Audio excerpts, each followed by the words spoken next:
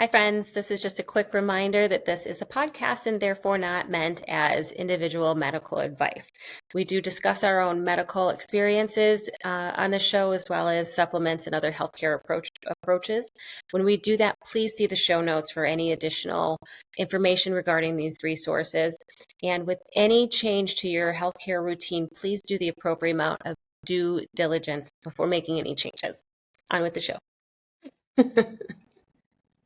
Okay, let's see if I remember this. I just did it the other day.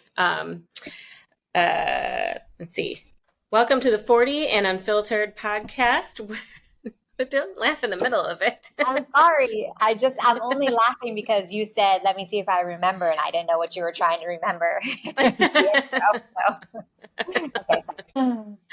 All right. Hello and welcome to the 40 and Unfiltered podcast, where we dive headfirst into the real, the raw, and the remarkable aspects of life in the fabulous and sometimes infuriating fourth decade.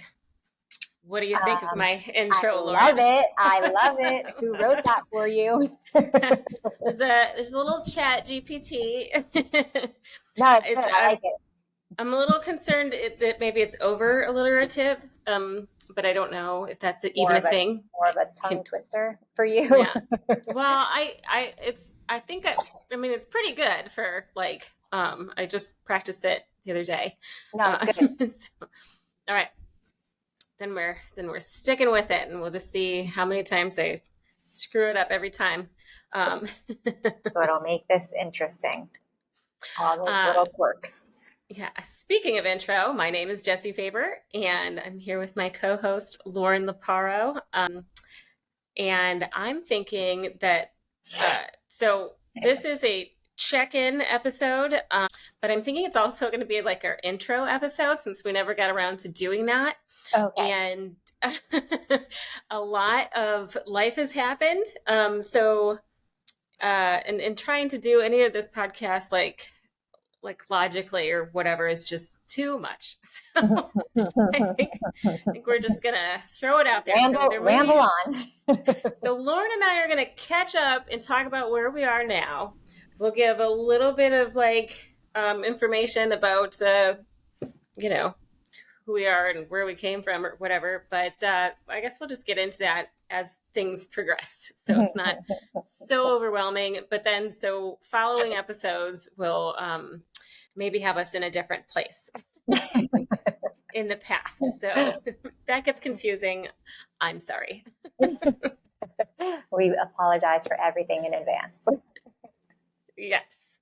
Okay. So it's been, and also, there hasn't been an intro because Lauren and I needed to practice talking to each other quite a few times before we could get something that was worth sharing with anybody.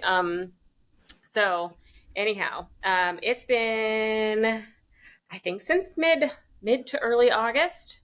Mid-August, maybe, since the last time we recorded a podcast. Mm-hmm. And it is now right before Thanksgiving. Almost Thanksgiving. Yep. 2023, in case this is far in the future. If this is just ends up being part of our time capsule. And Lauren's got some big news. What's going on with Lauren?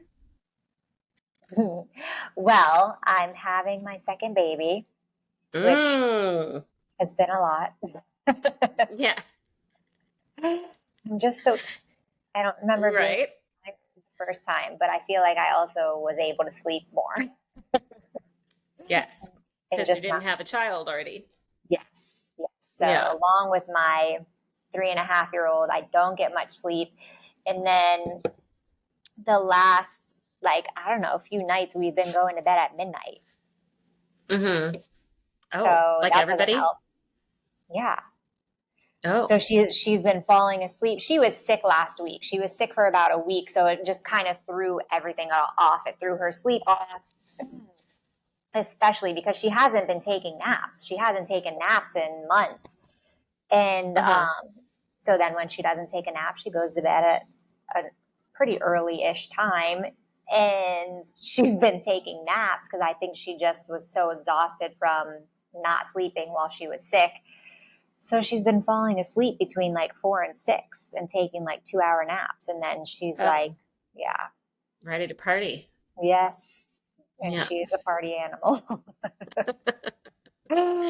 So, And how old are you?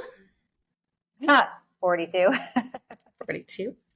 And how old were you when you had Marley? It was right before, it was like a few months before I turned 39.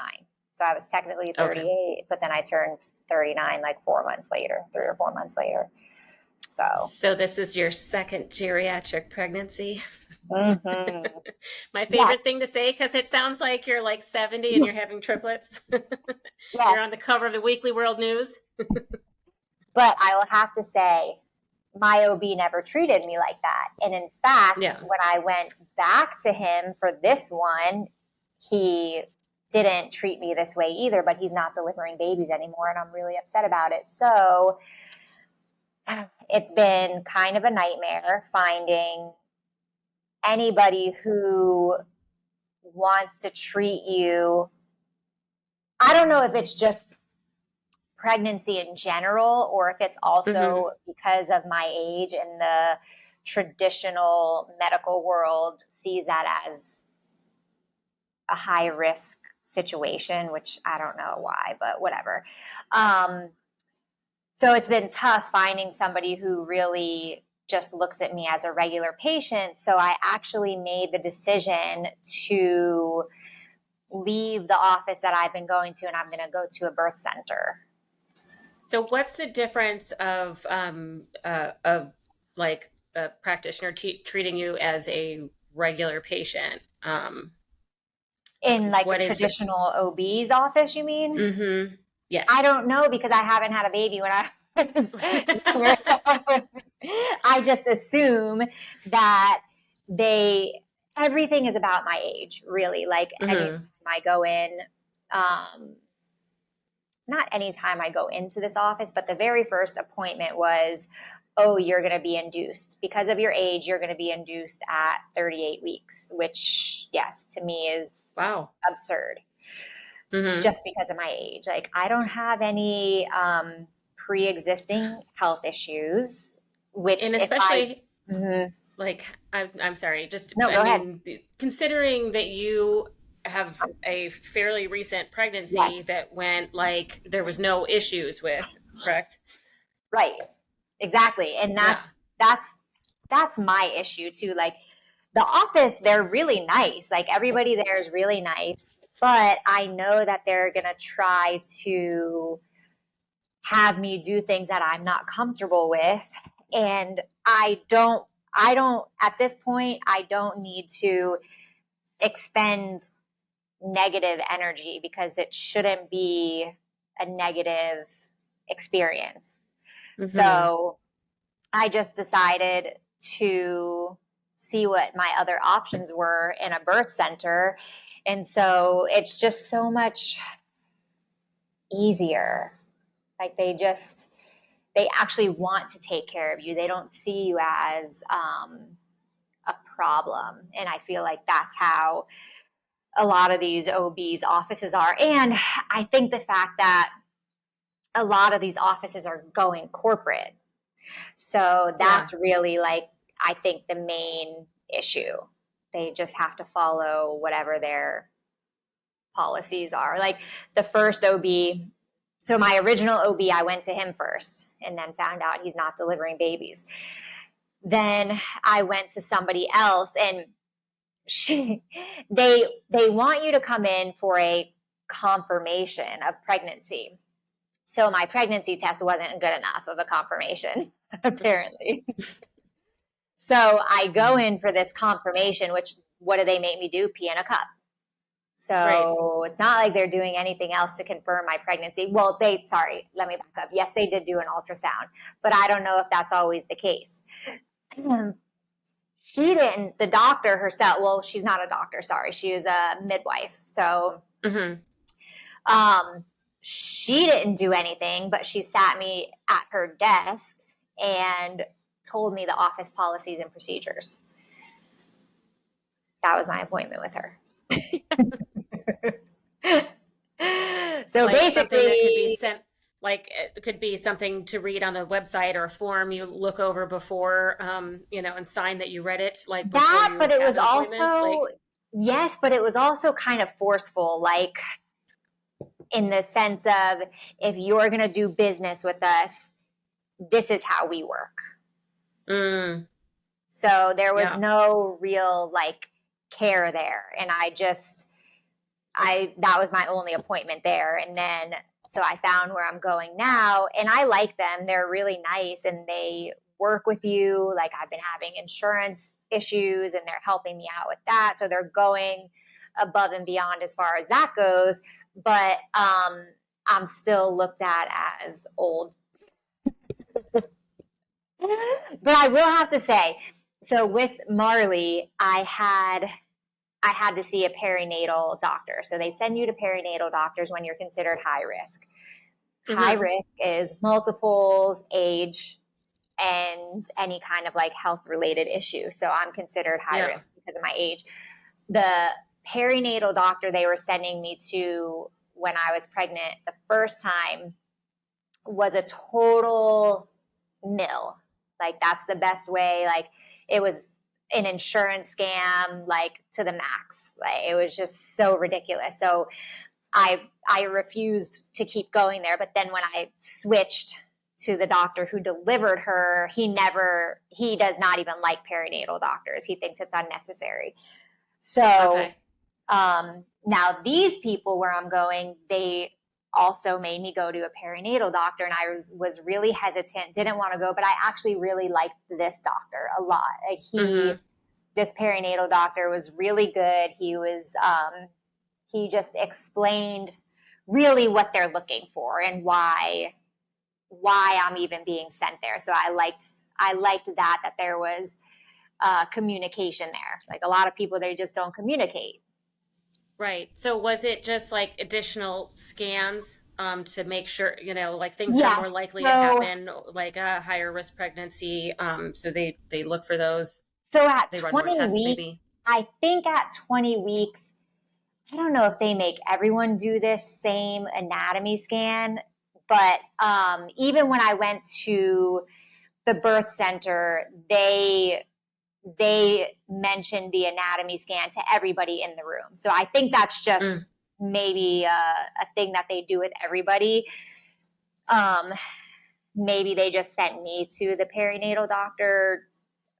I don't know, just for extra measures. I'm not sure, but yeah. So they're measuring literally everything. They're measuring the size of the head, how the heart beats, the extremities, fingers, toes. Like, they're literally looking at every piece of the baby, the kidneys. So that was, I mean, that's fine. I'm okay with that. I don't have an issue with that. But then I guess he was saying, when you are older, what could happen is in the third trimester, there's more of a risk for stillborn babies. mm, So they want you to come in at, I think he said 34 weeks, and then every week after until you give birth, just to look at the placenta, just to make sure the mm, placenta has oxygen and it's working properly. And again, I'm fine with that too. Like, I don't have an issue with that. right. And like, even if I weren't my 42 years old, I wouldn't have an issue with that. Like, that's fine if they want to do that. But anyway, so I just like that he told me why. Where the first pregnancy, they were telling me that my genetics testing was only 99% accurate, and if I got an amnio, which is pretty dangerous, Hmm. the genetic testing is 100% Okay. accurate. Little So kind of felt yeah, like an upsell. that, and they tried to scare me into it too, because they said that they found a spot on the baby's kidneys, maybe. But Hmm. thankfully, my college roommate is a NICU nurse practitioner, and I called her and I sent her everything, and she basically was like, this is bullshit. It doesn't mean anything. We see this stuff all the time. Nice. So, Okay. yeah. So that's that. So, okay. So then first of all, how far along are you? 20 weeks, 20 weeks, Okay. 5 months. I think I'm just checking my app.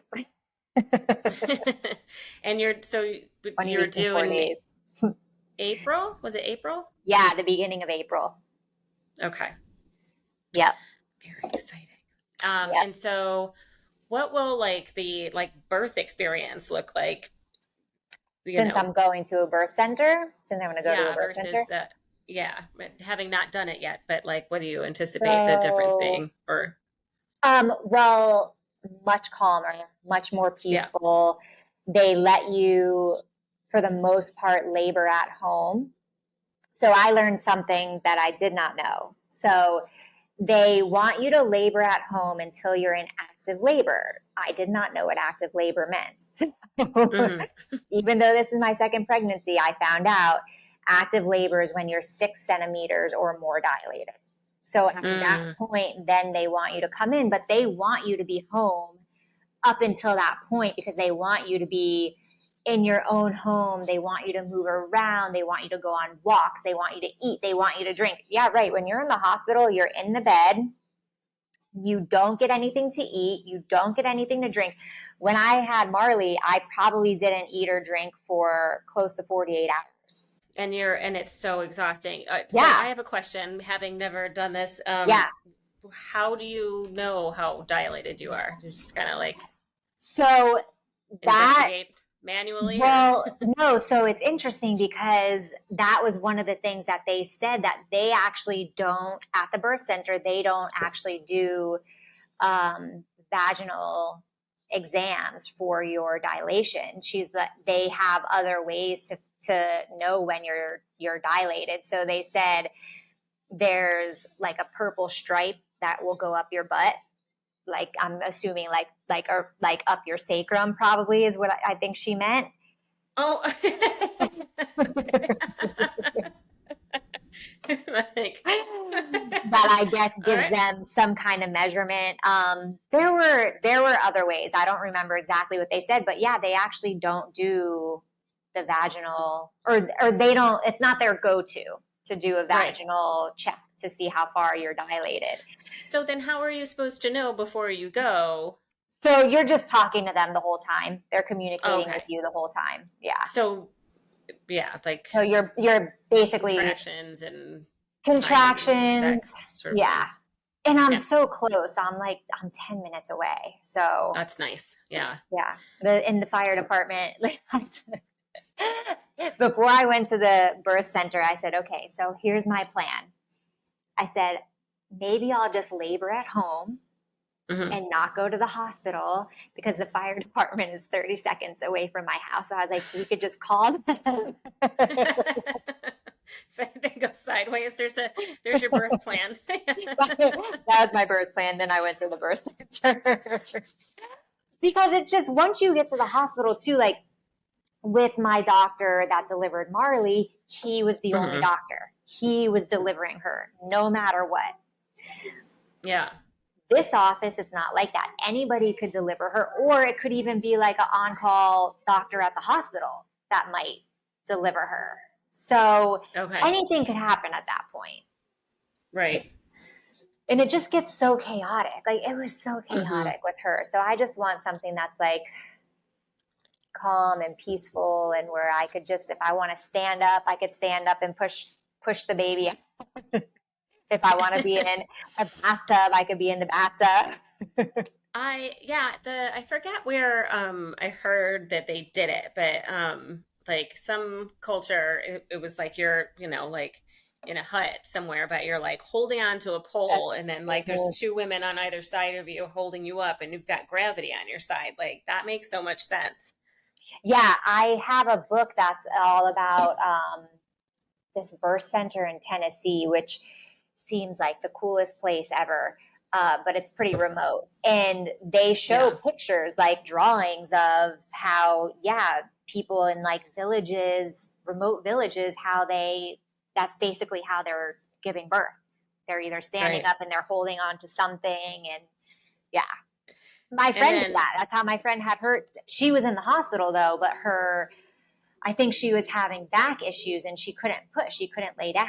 So, and she clearly did not have an epidural because there's no way she would have been able to stand up. Right. And that's how she had her daughter. She stood up and was like, yeah. I mean, I think that, you know, a lot of that is probably for like liability issues. Like, you know, in a hospital, if somebody's wandering around. Yeah. I watched a show, I think it was on Netflix like years ago. I think, is it called Siblings? It was at New Zealand. No, it was called Offspring. Offspring. And the woman was a gynecologist in New Zealand, but it was, so they were the birthing center. It was interesting. Just, it's a whole different situation because there's a tub and a shower and like a one of those balance balls or whatever. Yep. And then, and there's laughing gas, which was, I don't know if they had that, here for a long time. And they like, but, I'm going to ask them when I go for my first appointment. Use that gas. Yeah, it was a common practice here for a while, but that makes sense. They even have a birthing chair, which is really cool. So it's basically just like almost like a horse-shaped stool, and the stool is not. I mean, the stool might have been like 2 feet. Yeah, and you literally just sit on it. Almost like a squat, not like a squatty potty, but you sit on it so you're in a squat position, so it's more comfortable to have the baby. So they have all these things like you could do there. You could be on the bed, you could be in the bathtub, you could be in the bathroom, you could be on or like all fours or exactly. They don't care where you have the baby. So this being your second, is there any generalities as far as like, is it expected to be easier, harder? I'm like, what are this? Just give me the stats. Well, I think personally for myself, it's going to be easier just because I know kind of more what I'm getting into and how to maybe handle the situation better. And I think the fact that I'm going to be going to a birth center as opposed to a hospital is going to make it a lot different and a lot easier. But I think in general, the more you have, the easier it's supposed to be. But I don't know. I think that really depends on each person. Like my mom's, everybody was really easy. Every single one of her labors were easy. Everyone came out really quick. Would you describe your last delivery as easy, or how would you describe it? I feel like it was easy, but that's also because I think I didn't have any complications. So I think that's also what made it easy. And I really wasn't in labor for a very long time. So maybe it was like a couple of hours. Once I was in active labor, it might have even been less than that. So, okay. And here's something else I found out. So when I asked the question, or when they brought up active labor, I said, okay, so your water will be broke at that point. And they said, no. They said that they would prefer if your water wasn't broke. So I thought that was really interesting because I always thought that was like once the water breaks, I thought the baby comes quick, but apparently not. Because that's what happened with me. And that's what happened with all of my mom's deliveries is like once the water was broke, the baby was out quick. Yeah. But one doesn't have to do with the other. Oh, okay. So, yeah. Boy. And so having gone through it, are you feeling, do you think you feel less anxious about it than you did last time? I feel less anxious. Well, see, I really didn't feel anxious even with her, but I think that's just because I didn't know any better. Yeah. So I wasn't comfortable enough to go to a birth center though, the first time. Yeah. Right. This time I waited. I really didn't have the intention of going to a birth center this time either. But I think just because I've done it already. Really, this is going to sound so bad, but when you go to these appointments, they're not doing anything. I'm sitting there for 2 hours, and then I see whoever it is, the doctor or the midwife, for 5 minutes, and that's it. Right. And there's nothing. I mean, Yeah. there's And what all it, the traffic to and from, and yeah. and yeah, and it's just like I have to take off my whole day because I don't really know how long I'm going to be sitting there, and it's like it's just so crazy. And they're not, like I said, they're not doing anything. So really, why am I there? And I just started I went to Jacksonville, and one of my friends was like, "Oh, I'm surprised you're not going to a birth center." And I was like, "Well, I don't know." And I didn't even know this birth center existed right around the corner. And a friend of mine sent me the info. So Mm. I was like, you know what? I said, let me just go check it out, because I'm really not super happy where I'm at. And I don't think I'm going to be happy with any doctor at this point, with any OB's office, because I think right now they're just kind of all the same. And so as soon as I went there, they do like I don't know, it might have been like a 45-minute tour. It's not like a tour, but they do, you can ask them whatever. They go over the whole process. The And it was process, yeah. just, yeah, it was really kind of enlightening, because I'm like, okay, these people really know their stuff. They're very Yeah. knowledgeable. They have the same exact degree as the person that I'm going to at this OB's office. And they actually probably have way more experience delivering babies, because they're, I don't know, I just feel like they're a lot more knowledgeable than Yeah. than Well, even. it sounds like you have the cumulative like knowledge of a team, people.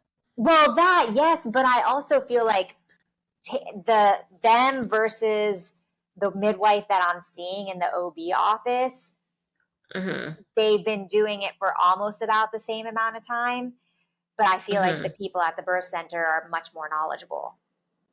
Okay.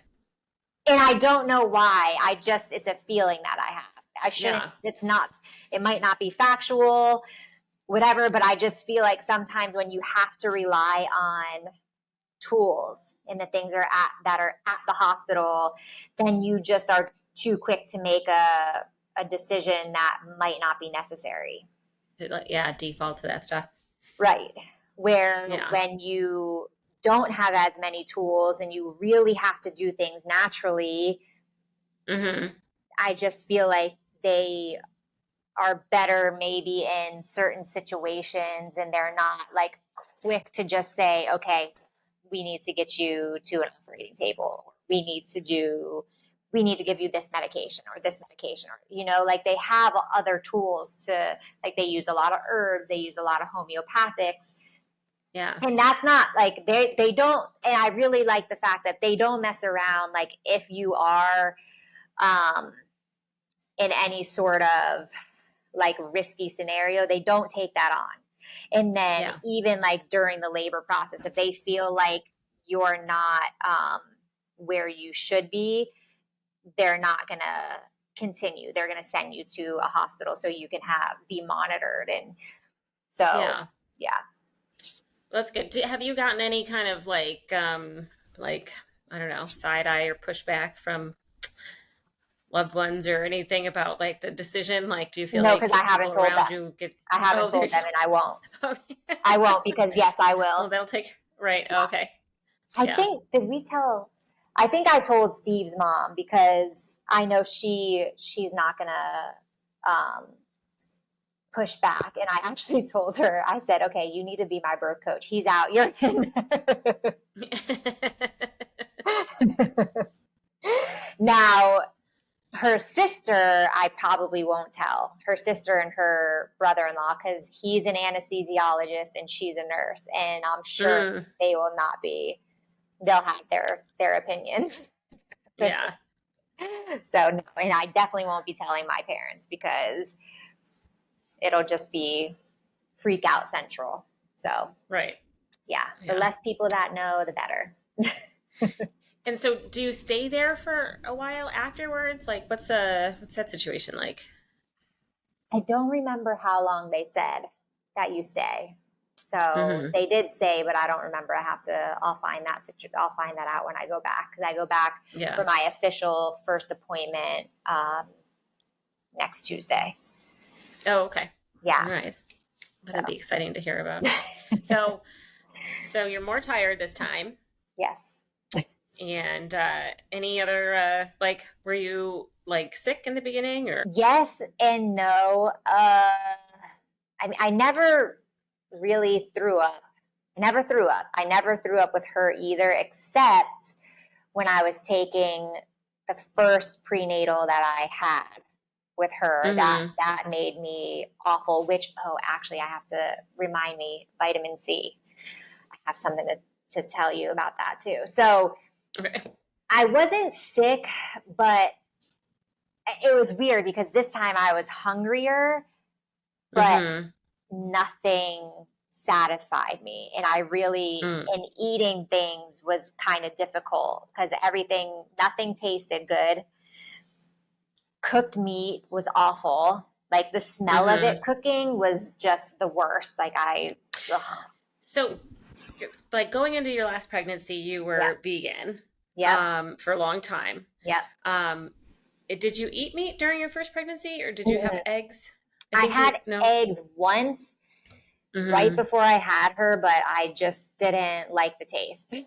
So. Yeah. And did you have any like meat cravings or anything like that during your last pregnancy? No. Okay. No, and I don't have them now either. And especially in the first trimester, I didn't want anything to do with meat.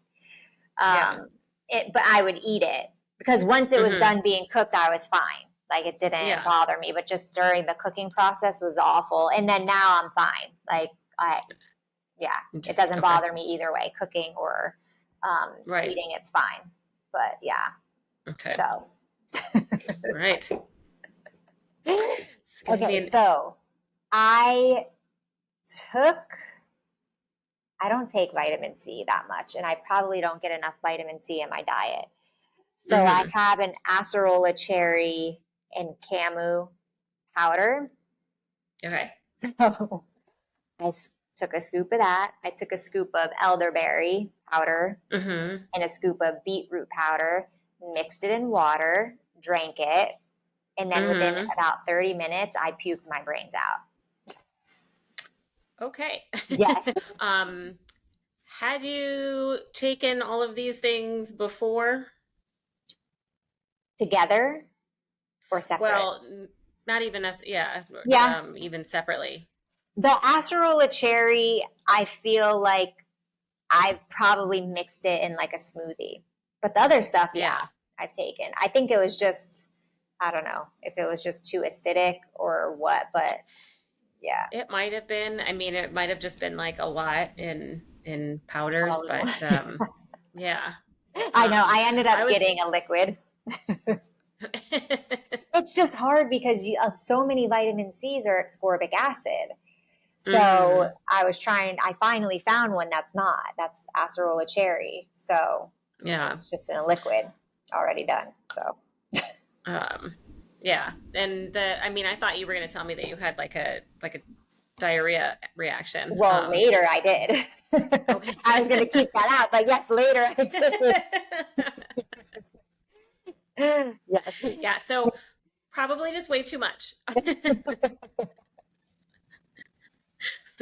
Like if you mix it in with like some sort of a yogurt or, I don't know, or just less, or nut milk or whatever you're doing. Staying away from it. Well, there's always like good old broccoli and strawberries. Okay. Broccoli's vitamin very C. high in vitamin C, both of them. Yep. Okay, good. Are we done with me? Unless, do you have anything else to share? Anything else going on exciting? No, not at the moment. Okay. That's it for me. All right. Well, I'm now back in Playa del Carmen. Justin and I were here for 5 months back in November of 2021 through like March. Um, and I, well, I have been hysterectomized. I know the last time we So, talked, I don't know if you had that um, already in the plans. The last time we did a podcast, oh, record it. Yeah, I yeah, recorded. yeah. No, no, I think I had just found out what was going on. Mm-hmm. um, and maybe had an appointment coming up because everything happened pretty quick.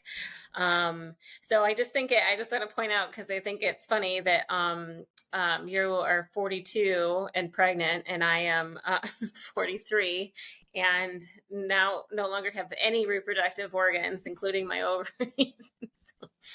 um, so we have the ultimate dichotomy. So I found out, and I'm going to do like a whole episode of just like my health history because Okay. it is a lot, but Yeah. I'll just kind of, just some cliff notes. I had stage 4 endometriosis in the past. I had a couple of surgeries for that. I had one surgery just for widespread like scar tissue from the surgeries before. And then once I got into perimenopause, I had a really hard time. I'd had like really good couple of years there. And then my body just did not respond well to like just the natural like hormonal shifts that happen during that time and during a time of like pretty extraordinary stress because in the last 2 years, 2.5 years, I have, sold all of my belongings and like started traveling the world. I've gotten into like, I don't know, my first uh, relationship, like serious relationship, since I was in my early 20s. So, and I lost my dad, and then I've had all these like, I had a lot of structural issues too, while in foreign countries, and then I started having these issues with fibroids and what they thought were endometriomas. But come to find out, I had had a few things done and then got back to the States. I had a really hard time with like just anxiety and depression and insomnia and heart palpitations, like all the perimenopause stuff. And I did every lifestyle and behavior thing under the sun. And like nothing worked. So I came back to the US and I got on HRT and started to feel better for a little bit. But as soon as what I now know would happen, as soon as I ovulated, it just like caused like it just made everything angry. So I had had a fibroid removed the year before. There was a couple left. They got bigger. My right ovary, where they thought from the ultrasound was endometriomas, was actually like a just giant hemorrhagic cyst. So it's basically just blood filled. So I'd had a history of follicular cysts in the past, and like we'll go down that whole road. There's a Tesla like orbiting the Earth, but no one understands why anything happens in a woman's abdomen. And so it was basically like follicular cyst rupturing inside my ovary. So it was twice the size that it should be. My left fallopian tube was really swollen. My uterus was enlarged, and then I had scar tissue that, like, my bladder was described as puckered. Mm-hmm. Um, my colon was adhered to my abdominal wall in a few different places. The whole right ovary, it was all mangled in scar tissue. So there just wasn't really any other options at Right. this point, and because they weren't like, there are different things you could do for like the fibroids. And I looked into those, but then they weren't going to not want to take out my right ovary just because they didn't know what it was and it could develop into ovarian cancer, and so you just can't leave that sort of like growth situation in there. So and then going in, we like it didn't look like there was anything necessarily wrong with the left ovary, but I was just sort of like, you know what, get me off this ride. Like, I mean, I told the surgeon, I was like, I don't know if it looks at you sideways, like just take it out. Like, Well, so okay, so let me backtrack really quick. So all that okay. stuff that was happening, you didn't Mm-hmm. know about until you came out of the surgery. Because you didn't, or did you have an Well, MRI? so I had an ultrasound, and so I knew that the fibroids were bigger. I You knew the knew that there fibroid. were Yeah, sorry. gro- the growths were larger. There was more because they had suspected there was one endometrioma the year before in the ovary. Now it looked like there were three, and But as I far as like the assumed there. scar tissue and your abdominal, I mean, your colon adhered to your abdominal wall, I all like the I other stuff.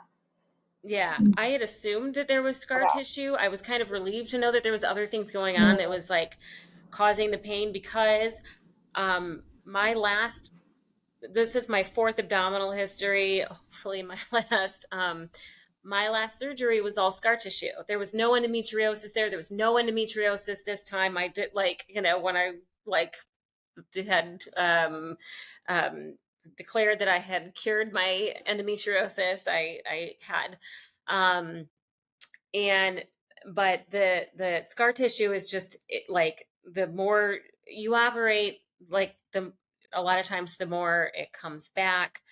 Um, so that's a whole other thing to like that I have to. I mean, my surgeon said he's like, well, there's nothing in there for it to to like help create it at this point, which maybe because there won't be like inflammation from different things happening, like my immune system won't overreact. I did hear from one, where was I reading that?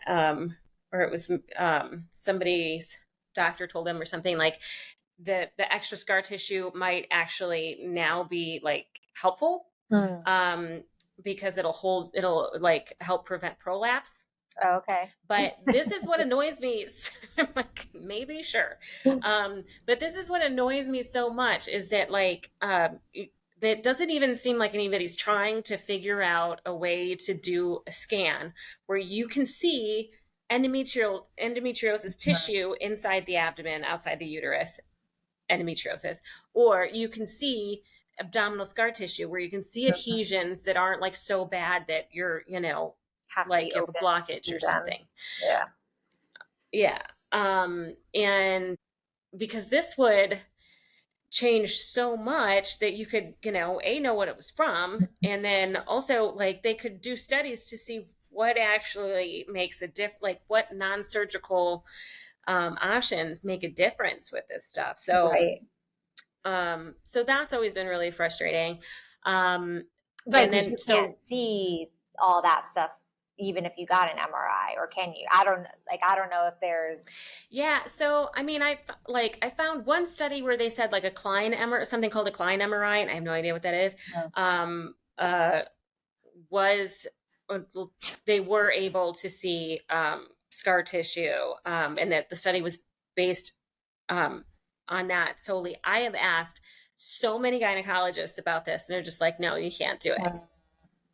And so, and like the only way, if they do an abdominal x-ray to see if there's an obstruction, so it started to feel better. And then I ovulated, and then it was just like I thought that I had an obstruction, and I happened to be at my primary care's office that day, and I was so scared. Um, and that's how I ended up finding this stuff. So Because you my were in experience, extreme amount of pain. Is that what it was? yeah, Yeah. Yeah, I mean, just really like really painful digestion, bowel movements and stuff. I mean, like up in the middle of the night, just like crying in the toilet, like really, and just uncomfortable all the time, and like the feeling of like the fibroids just pushing on my bladder all the time. I mean, just having to pee like 3 or 4 times an hour. You know, I mean, like you're just Welcome to my world. yeah. I was, fortunate enough, like, a lot of things are more challenging with this, like, full-time travel, but I do have like a global insurance policy. So when I was having issues with the scar tissue last time, the gynecologist I went to, after she looked at my history, she was like, this is beyond the scope of what I can do. Mhm. Like, she's like, your case is too complicated. And then she sent me to this other surgeon who was in the Celebration, Florida hospital at the time. And so when I got these results and then went over them with my gynecologist in Michigan, um, I was like, first of all, let's just limit the number of people that are in there screwing around. Like, I just think it's probably a good idea. And then obviously this is a complicated case, like, so he specializes in like non-invasive procedures. He was great last time. And it was a massive ordeal, but it also like it was getting colder, like the idea of like coughing and being cold and trying to recover. And to plan like an Airbnb stay close enough to the hospital, close enough to the doctor's office, like somewhere we could, walk around and not have to like run a car the whole time. And I could be comfortable to recover, was really overwhelming. And then just like getting ready, everything like I would need to recover from the surgery, and then also things that I needed to get before we left the country because we were all still booked to Right. like You come here. postponed your trip for the surgery. Yeah, we were supposed to leave October 1st. Um and this all happened, I think I found this stuff out like I got my results like in the I don't know, maybe second week of August. Um and then we were gone for 3 weeks visiting Justin's family, and then I like called I got the consult with the doctor in with the surgeon in Florida, and so planned all this stuff in a short period of time. And then we flew down there September 21st. No, September 19th. We had like a week beforehand. Um, and I mean, and I felt like shit like the entire time. The symptoms like lightened up like that week right before, which was such a gift that I could run around. We drove an hour to go to Costco to get food for that pretty much lasted the entire time. But so, I mean, it's sort of a blur now. The recovery was hard. It was really hard. But I had, several things going on. I mean, I think just like the tissues from my bladder and parts of my bowel that had been all tangled up now being released, was huge, and there had been so much trauma in there to begin with. I also they had me go off my hormones beforehand, so I started having perimenopause symptoms again. I had to go off fish oil, so all the aches and pains. I mean, they just like it's meant as a precaution because just so nothing They want you to be at interferes with your the worst. anesthesia. But the hormones, I mean, I wish I would have consulted with a menopause certified practitioner about it beforehand, because it was hard enough going in. And then afterwards, first they told me that I couldn't go back on the hormones for 2 weeks. And I was like, 2 weeks? Because I'm on a transdermal form of estradiol, and I know it doesn't like increase my risk of blood clots. And that's the reason why they say that. And so he was like, well, 1 week. And I made it like 3 days. I couldn't sleep. And then I have hypermobile joints. So like laying there just hurt so much. I went like 3 days and then put a patch on. And then like they should have upped my dose. Because again, they took both ovaries out, and the effects of that happen so fast, and you don't know what's going on because you're recovering from surgery. So it's what's recovering from surgery, what's my hypermobile joints, what's my hormones, and then so it wasn't until I think the 4 week mark, they upped my hormones again, and it was night and day. I mean, it was the power's back on, I mean, I have some semblance of like who I am again. I can imagine living life. I mean, it was just, God, it was a slow recovery. And then, and then I had, after all the stuff they've been through the years, bladder pain, the bladder spasms. I had them before. It was like a new thing, like just before, like when the pain was bad before I had the scans done, and then like afterwards. It's so it's like a muscle is tensing nonstop, but you have no, like, your brain can't relax it, and you can't do anything about it, and your whole body just like cannot relax. I wish somebody would have, because I had to, like, Google, like, um, um, to get some azo that they use for like urinary tract infections. Um, that was after the surgery that was happening. Yeah, well, it happened before too, and I mean, like, I was taking muscle relaxers and stuff I mean, I took, because it's like something that was like where you start to go crazy because it's just like such a constant pain. Or discomfort. Yeah, I mean, it's just like nothing I've ever experienced before. So that was like a new level. But yeah, I mean, and it's so now let's see, I think today I'm 8 weeks out. Yeah. And you're back to normal. Yeah. 8 weeks. So close. But like, there's just like moments where your body's like, oh, not just yet. Because it does take like a full, like, your incisions, like, just because your like your skin isn't gonna come back open or whatever, like, or something, that doesn't mean you're like fully healed. What was so like what did they give you as like fully healed? Well, it's interesting because it's different for everybody. And like a lot of people go through these surgeries and they're like, okay, 6 weeks, 8 weeks, 10 weeks, depending on what you have done. And then you can resume normal activities, but it's like, you're not lifting anything or moving, for 6 weeks or 8 weeks or 10 weeks. And then all of a sudden, like, you're going to, whatever, I'm going to pick up 45 pounds of luggage and fly to Mexico. Like, so like just flying here. Oh my God. That was so nerve-wracking. Justin's usually the one that's the high stress traveler. He's just never having any fun traveling.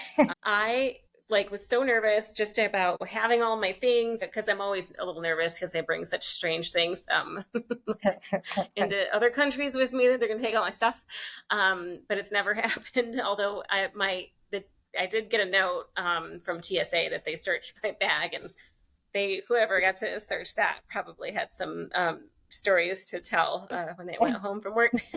It's just I pack like, because I don't like to throw away food because we move around so much. So I had like cans of sardines, all my powders, and like my vitamin powders and stuff. Anyway, so, but literally on the plane, I didn't really think about it until then, but I was like, and totally unfounded, what if the cabin pressure has some sort of like, something and whatever. I'm like, what if like my vagina falls down? I mean, this has been like a constant, like, this has been a constant terror the whole time. Everything I do, what if it makes my vagina fall down? But so as we're taking off, I'm like holding my breath in my belly, like that's gonna protect it. It's gonna keep everything in place. So, but God, once we the driver, like, we were getting into town here, it was just, I was so excited to be back. I mean, like, I hadn't felt like so relaxed and at ease in I don't know how long. And so it's nice. This is the first time we've like come back to a place, so to like not be completely in the dark of Yeah. like where and how to get things or how stuff works. So I did get, and I'll put a link to this because, and I'd really like to. I don't know if we could have this woman on the show or what, but um, this woman she's a physical therapist. And like Pilates instructor, but she had a hysterectomy and she had like vaginal bladder and like rectal prolapse. Oh. And so yeah, and so like this, like her listening to her like talk about going through her process, which I've done a lot of that, and I was like, oh, I'm gonna like document my whatever. No, because I couldn't even like it was I could barely like most days like return a text message. Just my brain was, I didn't have it in me. Just so there was going to be no like, oh, it's day 3 and like, No journaling for you. What's that? I said no journaling for you. No, I mean it was well, and I think that was mostly like the hormones because I couldn't, it was like mud in my head. Yeah. Um but so she put together like this 10-week program of just the first week it's just breathing, and that even I don't know, after the first couple weeks, I was doing some of the breathing exercises and I couldn't even do them because I would just start crying, Oh, like weeping. And the because first it time I started hurt doing it, or what's that? because it No. hurt? Mm-mm. Oh. Nope. Just a weird visceral reaction. Um, and the first time I just stopped it because I'm like, I can't with this right now. The energy to do this. So I got the Peacock subscription, so I got to watch all of the Real Housewives of Everywhere. Got me through, not having to think about anything. Um, and so, and then I went back to it, and then it was like just cried and cried, but like eventually that didn't happen anymore. But it was just weird even to go back for my first exam afterwards. The doctor did the physical exam, and you know how when you're giving blood or doing a blood test or whatever, you maybe pretend like you don't have an arm. Yeah. Essentially, that's what I'd been doing, and then I was like, just like, no, sure, I don't know if we should check it, like. Oh my God. Which was not like totally unfound, like, so my 2-week checkup was a little early. It was 10 days, but he gave me the all clear to take a bath. So I took a bath. I went to see him on a Friday. On Sunday, I took a bath, and I got in and out of the tub. I made it super hot, which I normally do, but like felt like a mistake on my lady parts. But still stayed in it, and um, and so it was hot. So I got in and out a few times, whatever. But and then I slept fine that night, although it did aggravate my bladder. And that happened again. So that was weird. So I don't know what the deal. The bath or the salt. I don't know if it was the salt, the heat, because the next time I took another bath and it was like less hot. But I still had to take one of those Azos again because I don't know. But and then I asked the doctor about it and he was like, So right, thanks. And but the next morning, what's that? I'm surprised his response wasn't stop doing weird shit.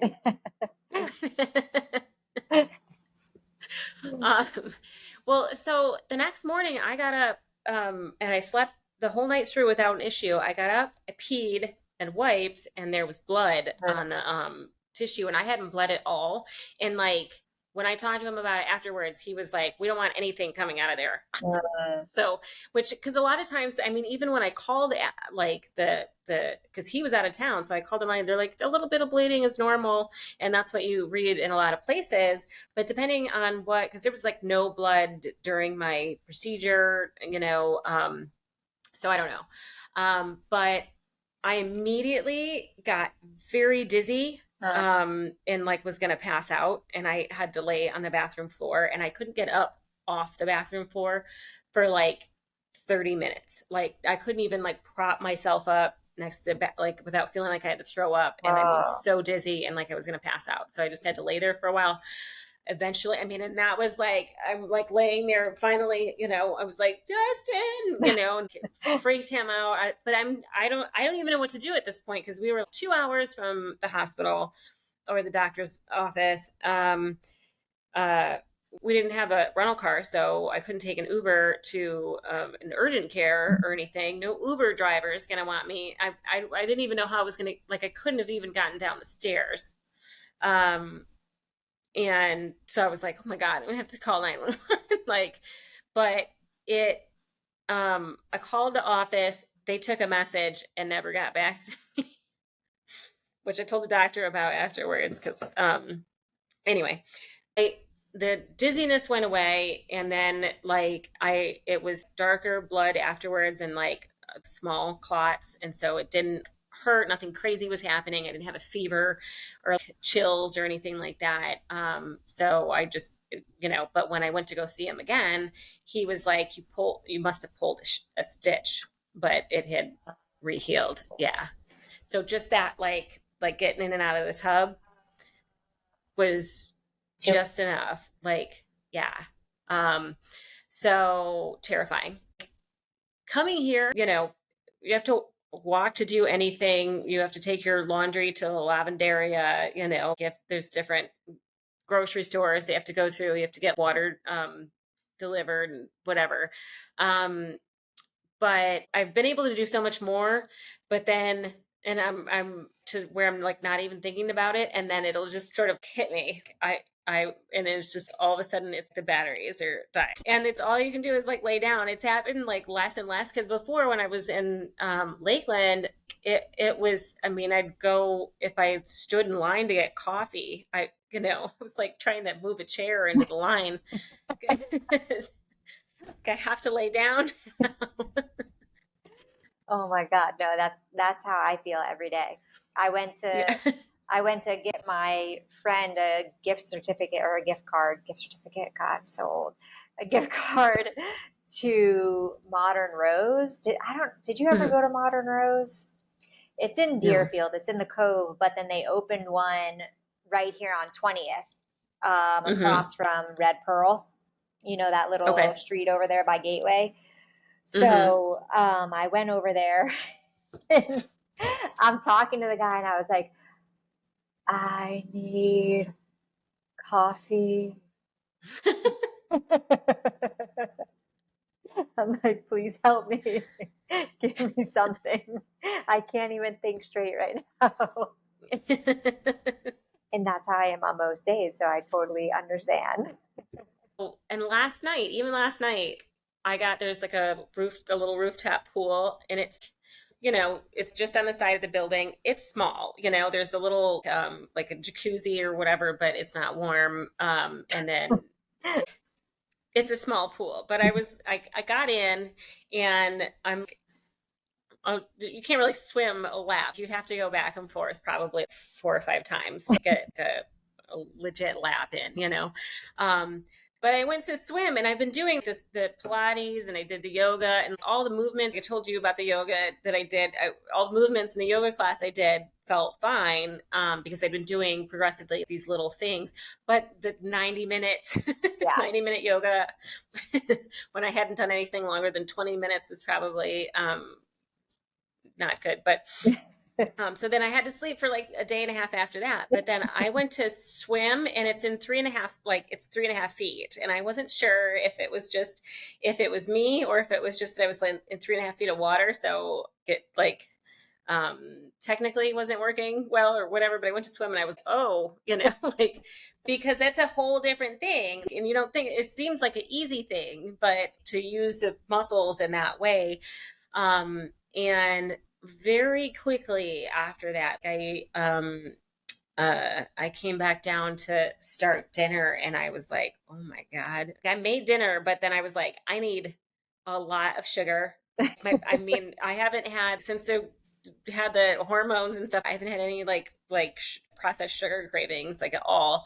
But I was like I need a candy bar now. And then I need to lay down. And it probably wasn't until like I dragged myself out just to go for a walk just to get outside, and then it was uh then I had to lay back down again. So it was a couple hours ago, and then I was all right, I'm back. I'm up. So but yeah, I mean it's like until I could full on go back to doing whatever I used to do before all of this stuff started really causing me a lot of pain. I mean at least 4 months. But it progressively getting closer and closer. So well, stop doing so much. Just baby steps. Like 30 minutes a day, and then up it to like 45. Yeah, I mean, I trust me, I've been so careful. I just mean energetically. Yeah, like energy wise. Yeah, I mean, this last week was the first week I was sort of back to work, back to life or whatever, and I was like, the whole time I was sick, I'm like, all I need in life, all I really need is to be able to sleep and poop and move around a little, and like I'm fine. Then I can do anything, like nothing's standing in my way. And like this last week, I was back to work and I was like, all right, I can do these things, but it's easy to lose the perspective and be grateful for those things because like life is hard. Being in, functioning in the world is a struggle. But yeah, so it's definitely a lot better, but it was a really rough, like 4 weeks. Yeah. Post surgery. Yeah. Yeah. But now that you're out of it, it was worth it. It was because of all. Oh yeah. I mean, and so there's so many things where it kind of works out that it happened this way. Like one is that like the progesterone that you have, like if you're on HRT, if you're taking estradiol and you have a uterus, you'll have to take progesterone just to protect your uterus from getting endometrial cancer. But the progesterone for hypermobile joints kind of makes it worse. So the fact that like now I don't have to take that, so that's going to help a lot of things, I think. And that, now with the, I mean, my body has just responded so poorly to any hormonal shifts. So now that I can just, like, I don't have to go through the rest of perimenopause. It's just like adjust the dose. And then I'm cruising. I'm like, I'm here for it. And I having periods and I don't get bloated. My body doesn't react to things the same way it did. I mean, some stuff it still does, but there's like, just like my digestion's so much easier. So I can't imagine how much like this is going to improve my quality of life, over the next like year. Because this has been 15 years of, a lot of nonsense. And you finally got some answers. Yep. Get it through.